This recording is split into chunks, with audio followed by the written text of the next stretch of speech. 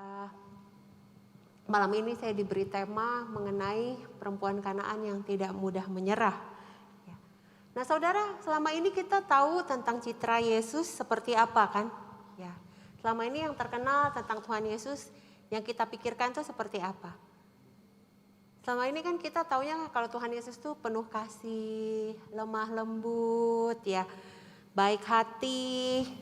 Tapi di sini saudara kalau baca perikop ini, saudara akan terkaget-kaget gitu. Karena di sini Tuhan Yesus tuh kenapa terkesannya kasar, terkesannya jahat, tukang bully. Ya. Kita sama-sama pelajari kenapa ada kesan seperti itu gitu ya. Saya mengajak kita lihat dari Matius 15 ayat 21 sampai 28. Nah, kita baca bersama, bertanggapan yang pria dan yang wanita kali ya. Saya baca semua, yang pria dan wanita bertanggapan, yang wanita terlebih dahulu. Mari kita baca, 1, 2, 3. Lalu Yesus pergi dari situ dan menyingkir ke daerah Tirus dan Sidon. Yang pria, maka datanglah seorang perempuan Kanaan dari daerah itu dan berseru, "Kasihanilah aku ya Tuhan, anak Daud, karena anakku perempuan kerasukan setan dan sangat menderita." 23. Tetapi Yesus sama sekali tidak menjawabnya. Lalu murid-muridnya datang dan meminta kepadanya, "Suruhlah ia pergi." Ia mengikuti kita dengan berteriak-teriak. Jawab Yesus, "Aku diutus hanya kepada domba-domba yang hilang dari umat Israel." Tetapi perempuan itu mendekat dan menyembah Dia sambil berkata, "Tuhan, tolonglah aku." Tetapi Yesus menjawab, "Tidak patut mengambil roti yang disediakan bagi anak-anak dan melemparkannya kepada anjing."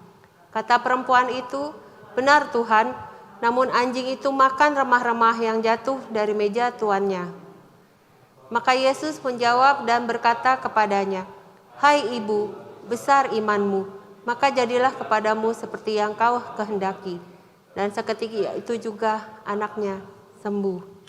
Nah, kita melihat ya dari perikop ini sebenarnya saya mengajak kita mundur dulu ke belakang ya. Kenapa peristiwa ini terjadi?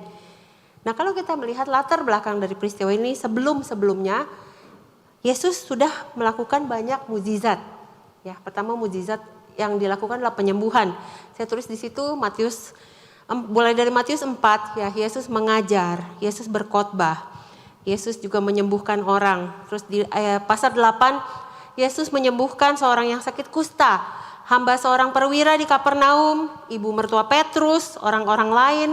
Terus meredakan angin ribut ya, orang lumpuh disembuhkan, perempuan yang sakit pendarahan disembuhkan, terus mata orang buta, orang bisu.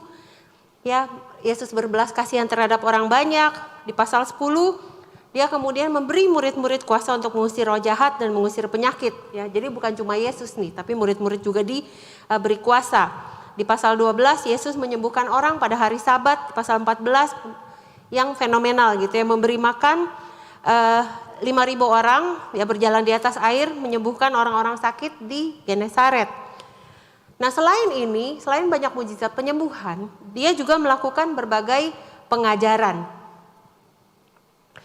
Pengajaran dia yang dilakukan, yang kalau kita lihat ya di Matius 5 sampai 7 itu merupakan khotbah di bukit.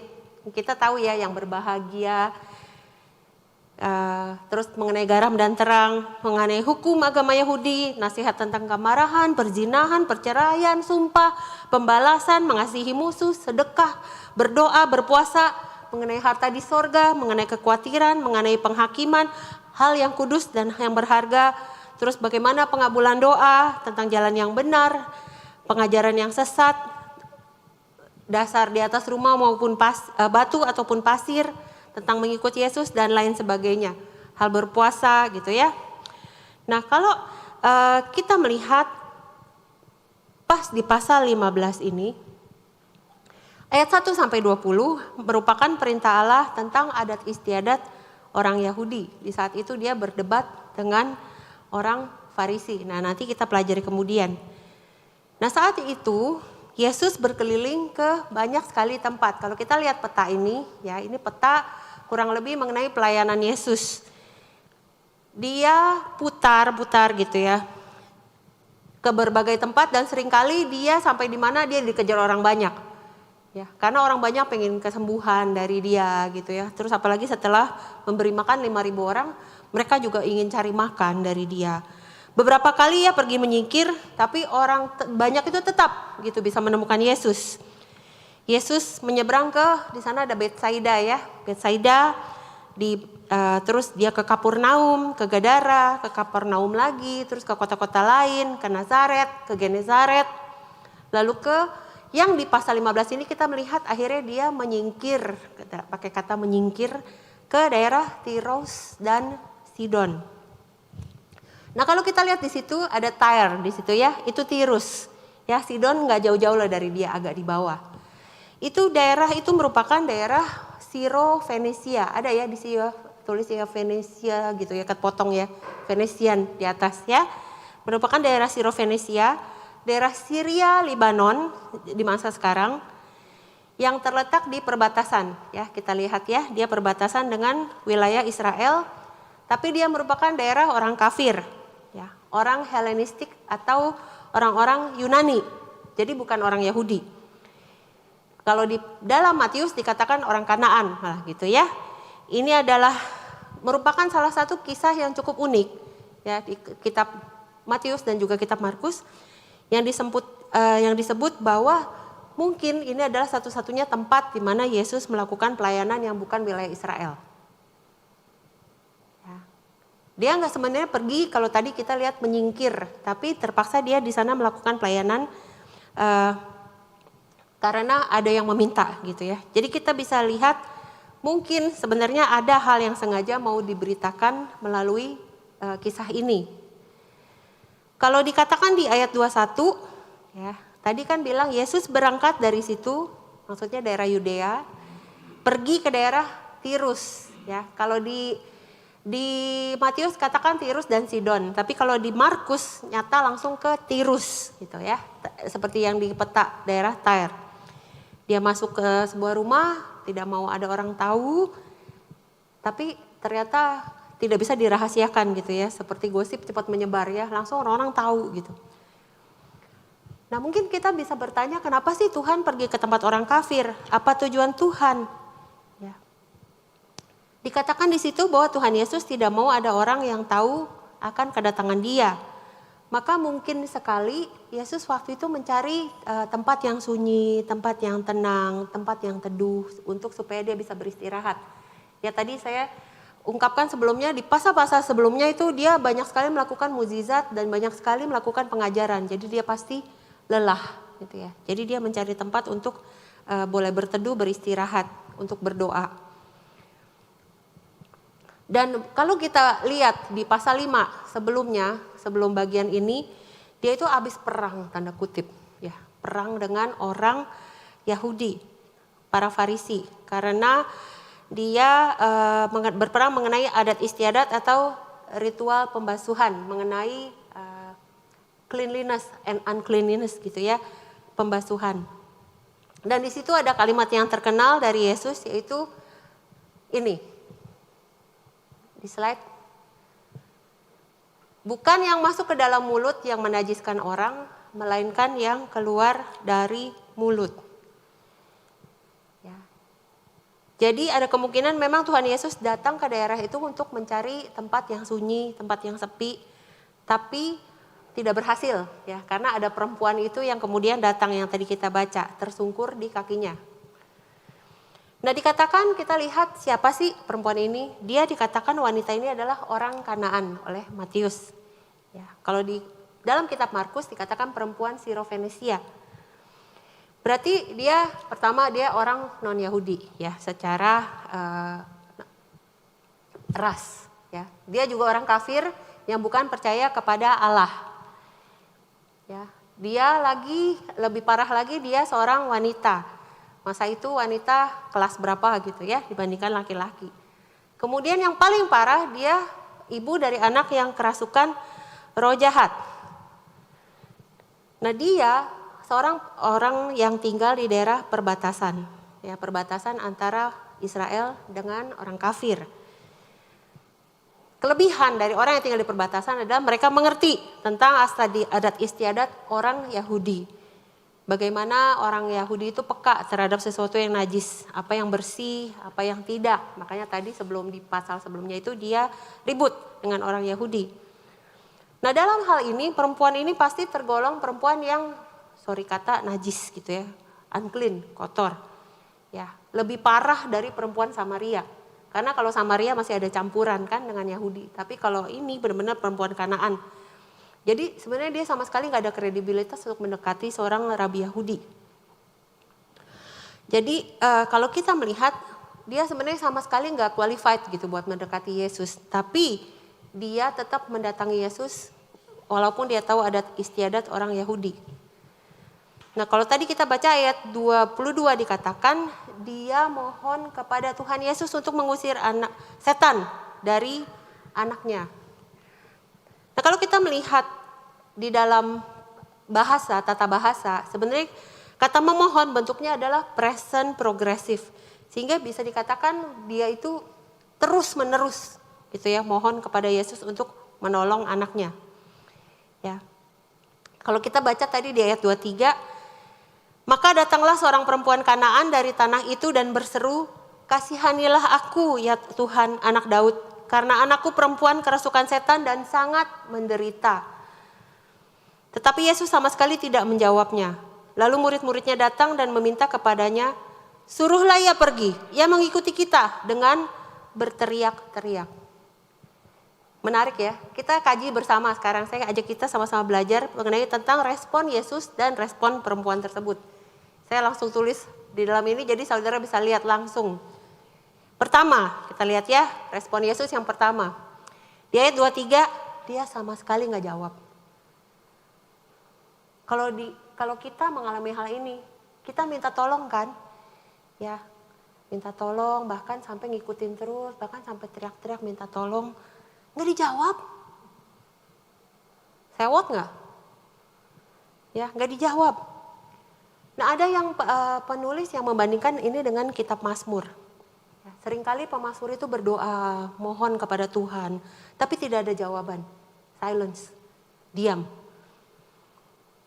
Nah karena Yesus diam di sini, wanita itu terus ya diikuti tadi present progresif, mengikuti sembari berteriak-teriak sampai para murid menyuruhnya pergi. Nah pergi ini bisa dalam dua konteks. Pergi bisa dalam artian diusir begitu saja ya.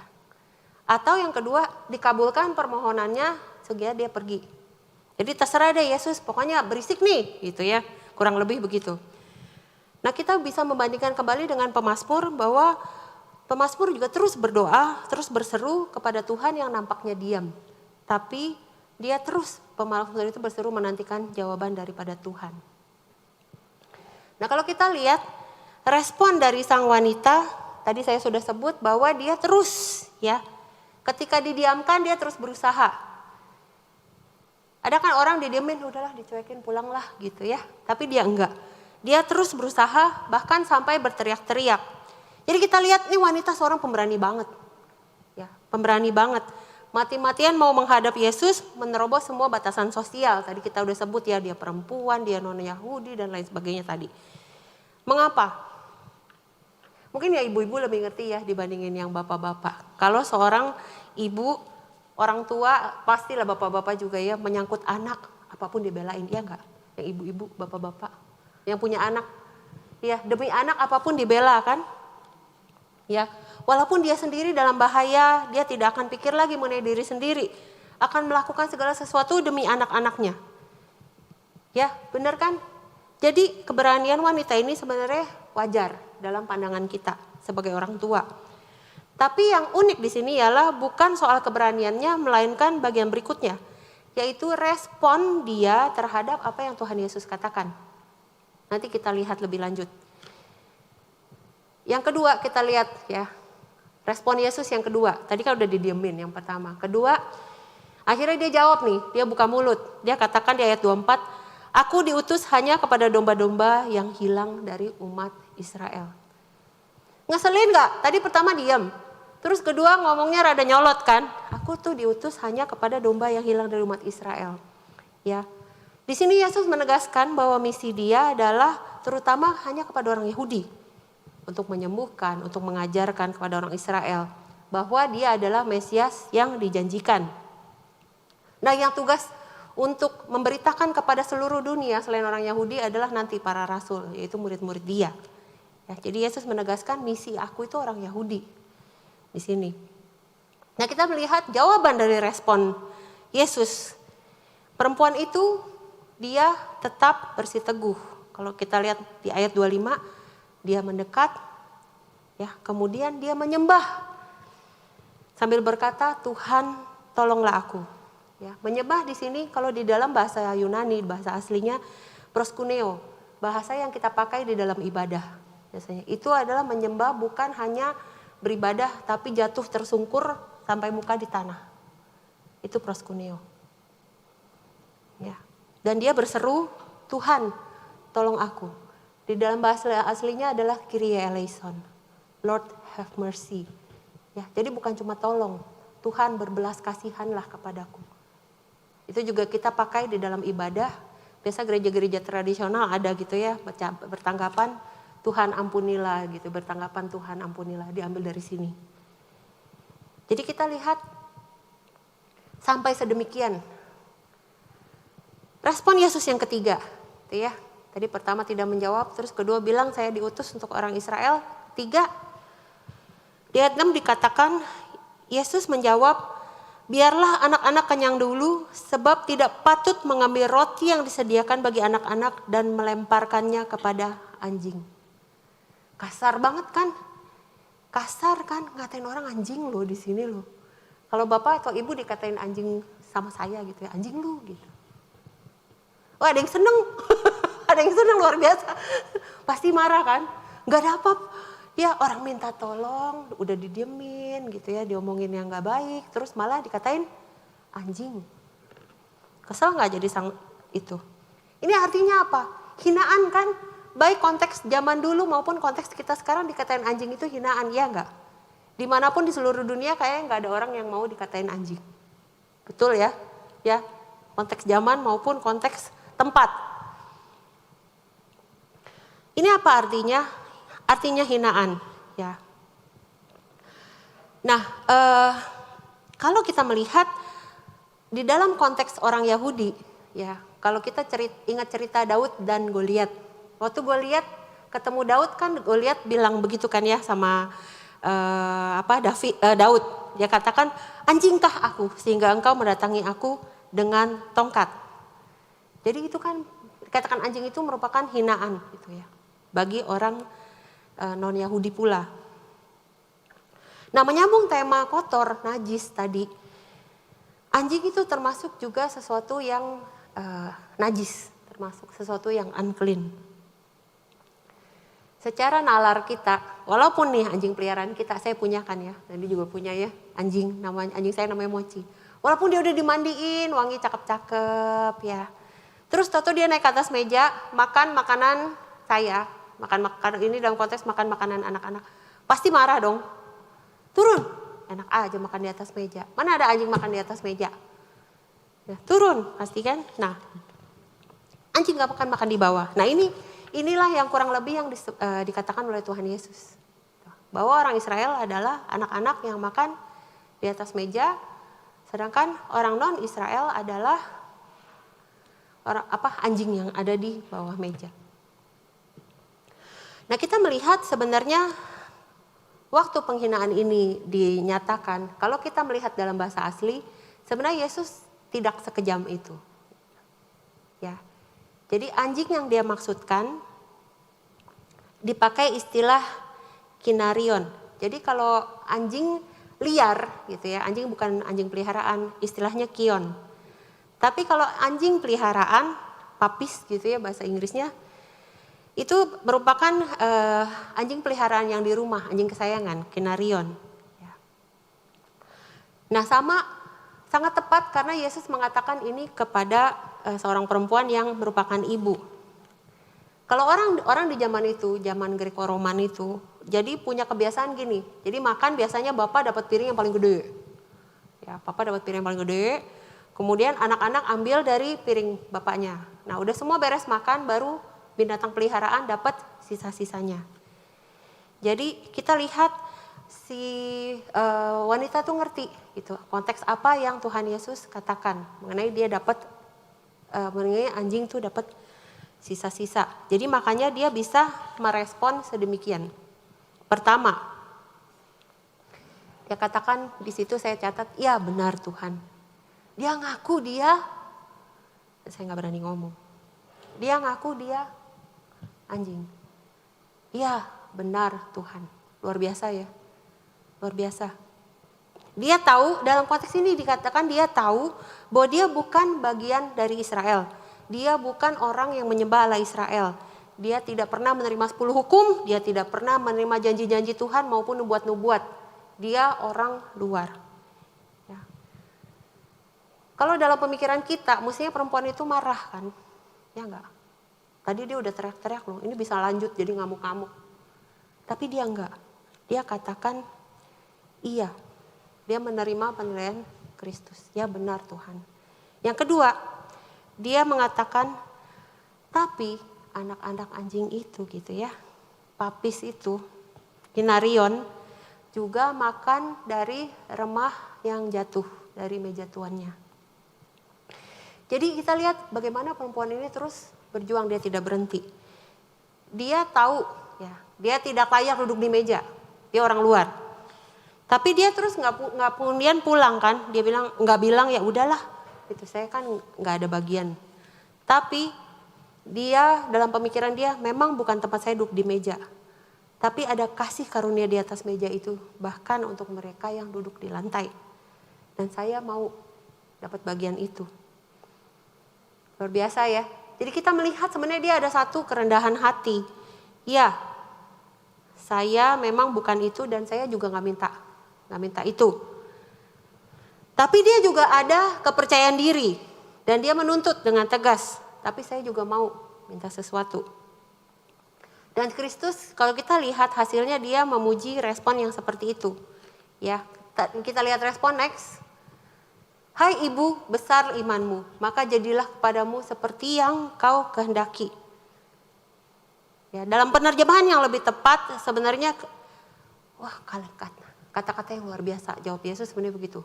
Kalimat yang luar biasa, kalimat yang bagus. Pulanglah, anakmu sudah sembuh. Kita melihat bagaimana Yesus memuji respon perempuan yang sedemikian.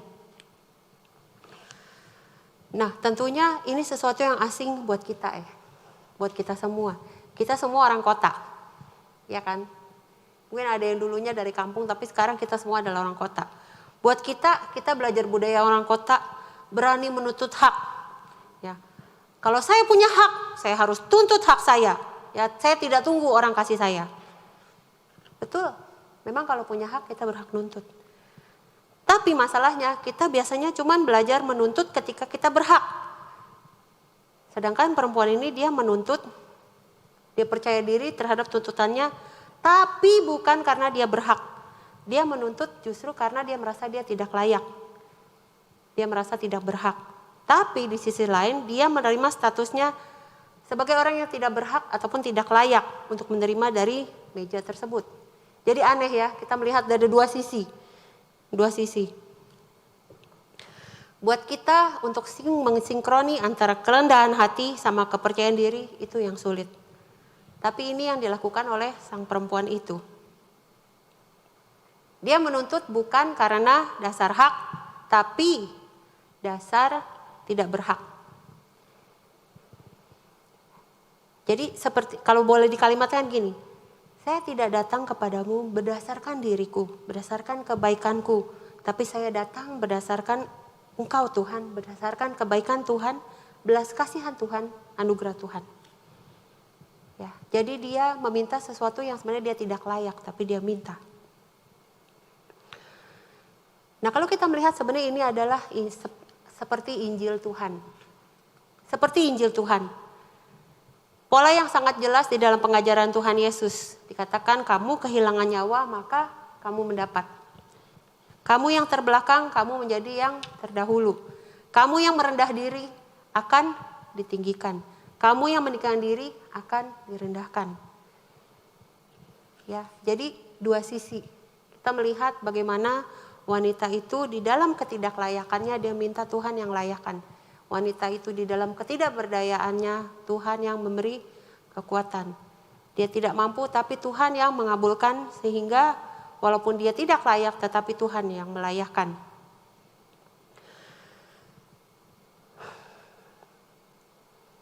Nah, kita melihat bagaimana sebagai orang Kristen seringkali kita jatuh di dalam dua hal.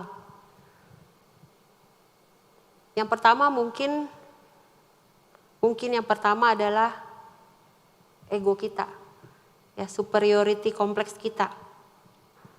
Ketika kita direndahkan, ketika kita dikatakan anjing, gitu ya. Terus kita balas kurang ajar gitu ya. Saya disebut anjing. Kurang ajar. Kita merasa kita tinggi, ya. Kita merasa kita lebih, ya. Mungkin ketika tanpa sadar gitu ya. Biasa kalau di mimbar kita bicara adalah secara umum, tidak untuk mengkritisi individu tertentu. Tetapi mungkin ada satu dua hal yang mungkin kita rasa kok kritiknya untuk saya pribadi, gitu ya. Dan kita merasa kurang ajar itu pembicara. Oh, kritik-kritik saya di mimbar, gitu ya. Kita merasa diri kita tinggi, superior. Sehingga firman Tuhan itu bukan buat saya. Yang kedua, mungkin kita melalui tadi superior ya, kita merasa lebih tinggi sehingga kita menolak. Yang kedua, mungkin kita merasa inferior. Orang Asia biasanya kalau merendah malah dianggap bagus ya, tapi mungkin enggak saudara, enggak bagus. Maksudnya apa? Dia mungkin jawab, oh iya saya memang anjing, saya emang gak layak. Ya, tidak ada kasih karunia untuk saya karena dosa saya terlalu besar. Kalau yang tadi bilang merasa terhina, sedangkan yang kedua ini lebih parah, menghina Tuhan. Karena apa? Karena dia merasa kasih Tuhan tidak cukup besar untuk dia. Berarti Tuhan tidak mampu menolong dia. Itu lebih parah. Ya. Jadi rasa superior tidak mau ditegur, tidak merasa diri rendah seperti anjing. Ataupun rasa inferior, merasa diri rendah, bahkan lebih rendah dari anjing sehingga Tuhan tidak mampu menyelamatkan. Ini jebakan yang seringkali kita alami. Dan kalau kita melihat bagaimana sang perempuan Samaria ini, kok Samaria jadinya kan perempuan Kanaan. Perempuan Kanaan ini ya bagaimana respon dia? Bagaimana dia boleh meresponi akan jawaban Tuhan. Sehingga kita bisa melihat, hai ibu besar imanmu, maka jadilah kepadaku seperti yang kau kehendaki. Nah, sebagai aplikasi saya mengajak kita sama-sama melihat, sama-sama memikirkan. Mengapa hari ini kita bisa mundur dari ibadah kita? Atau mungkin ada yang juga mundur dari pelayanan kita. Mungkin alasan klasik adalah saya belum bisa, saya belum sanggup, masih pandemi Tuhan, ya, saya masih sibuk, makin sibuk Tuhan, masih inilah, masih itulah, gitu ya.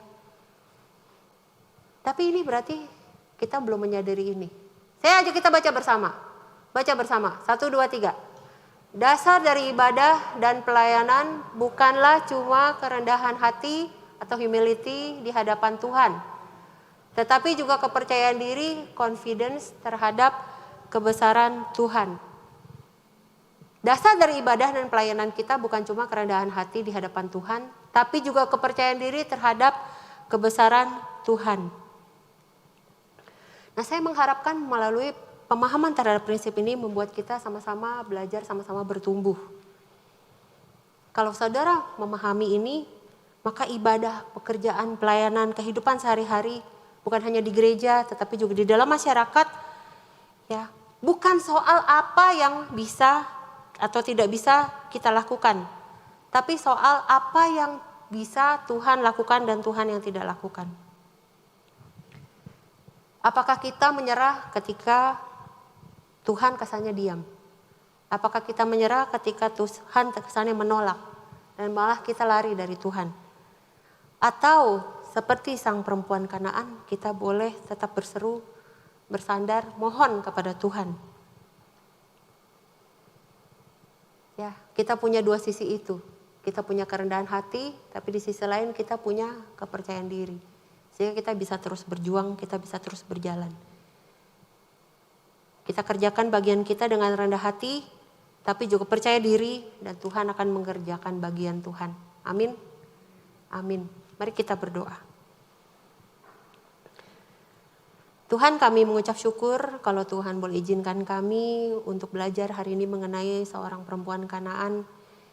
Dia mungkin belum ya Tuhan menjadi anak Tuhan pada saat itu. Tetapi dia punya iman yang sedemikian besar. Dia boleh dengan rendah hati mengakui bahwa dia kurang dan tidak layak. Tetapi dia boleh percaya diri mohon kekuatan pertolongan dari Tuhan. Sehingga Tuhan yang boleh mengabulkan permohonannya. Kami mohon ya Tuhan, kami boleh belajar terus rendah hati, tapi juga percaya diri untuk memohon pertolongan Tuhan. Karena kami anak-anak Tuhan, dan Tuhan tidak akan memberikan kami remah, tetapi Tuhan akan memberikan kami makanan di meja, karena kami adalah anak-Mu. Mungkin Tuhan terkesan diam, mungkin Tuhan terkesan menolak, tapi kami percaya Tuhan punya waktu dan kehendak yang mungkin lebih besar daripada kehendak kami, dan yang terbaik untuk kami. Terima kasih Tuhan, biarlah kasih-Mu senantiasa melingkupi kami dan boleh menjaga memelihara kami. Saudara sekalian, biarlah kasih anugerah daripada Tuhan Yesus, daripada Allah Bapa dan penyertaan daripada Tuhan Yesus Kristus, serta pimpinan serta perlindungan daripada Roh Kudus menyertai kita dari sekarang sampai selama-lamanya. Amin. Tuhan Yesus memberkati kita semua.